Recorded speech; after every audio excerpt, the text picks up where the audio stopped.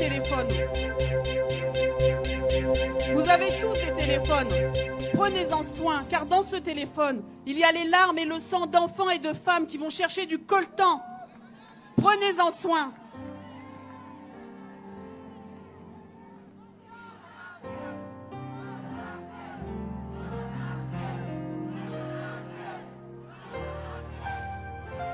Oui, c'est vrai, il y en a assez.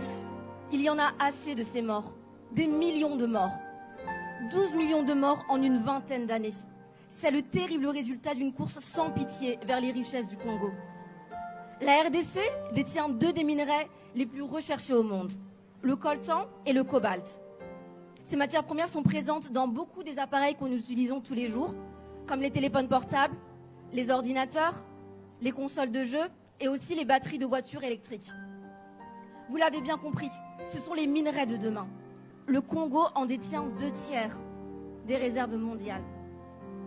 Leur exploitation est faite dans des conditions terribles, qui incluent le travail des enfants, le non-respect des consignes de sécurité les plus élémentaires.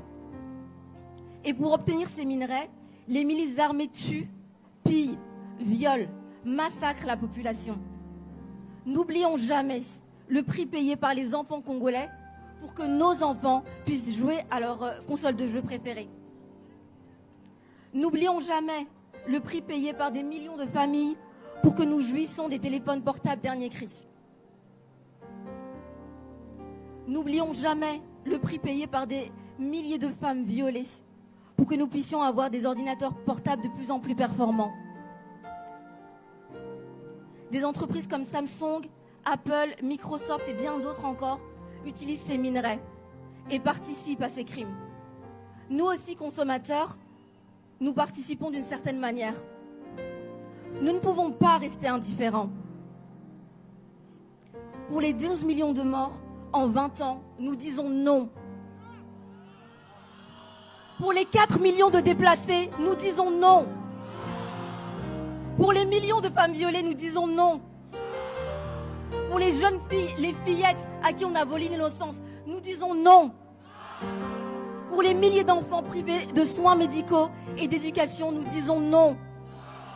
Pour toutes les atrocités commises au Congo, nous disons non.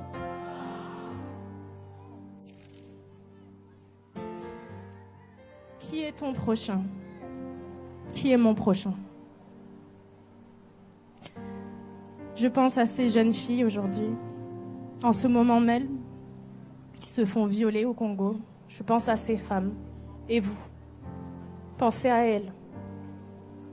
Je pense à ces enfants qu'on envoie dans les mines, en ce moment même, en train de travailler dans des conditions sans nom, de mettre leur vie en péril pour des téléphones, pour des PlayStation. C'est le monde dans lequel on vit. Et chacun de nous a sa responsabilité. Chacun de nous est citoyen du monde.